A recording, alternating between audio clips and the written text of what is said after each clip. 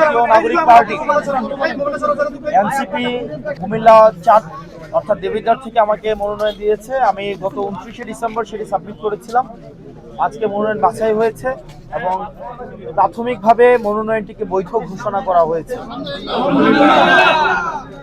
তবে একটি কনসার্নের বিষয় হচ্ছে প্রশাসনের যেই আমরা অভ্যুত্থান পরবর্তী সময়ে যেমন নির্মোহ, বস্তুনিষ্ঠ, নিরপেক্ষমূলক আমরা যেভাবে আচরণ প্রত্যাশা করি,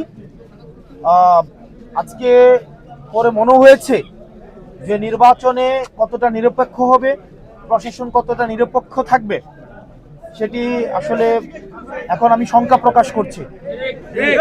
পর্যাপ্ত যুক্তি, পর্যাপ্ত তথ্য থাকার পরেও আমাদের একজন প্রার্থী উনি ব্যাংক ডিফল্টার, উনি উইলফুল ব্যাংক ডিফল্টার। উনি একাধিক আর্থিক প্রতিষ্ঠান থেকে বিগত বিভিন্ন সময়ে উনি লোন নিয়ে সেটি আর ফেরত দেয়নি। দেশের অর্থকে উনি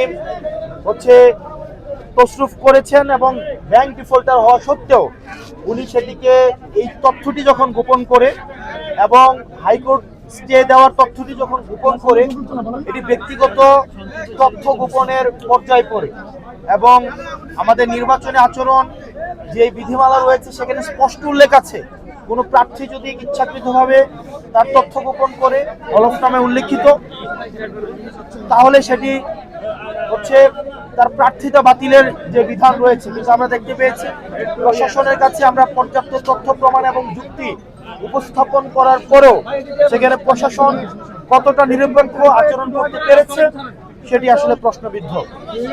তো আমরা এখনো প্রত্যাশা করি, কিন্তু প্রশাসন আমাদের কাছে মনে হয় একটা বিএনপির দিকে ঝুঁকে গিয়েছে। সহজ কথা, প্রশাসনের যে দ্বিচারিতামূলক আচরণ সেটি নিরপেক্ষ, সুষ্ঠু, অংশগ্রহণমূলক নির্বাচন কতটা হতে পারে সেটি নিয়ে আসলে আমরা শঙ্কা প্রকাশ করছি।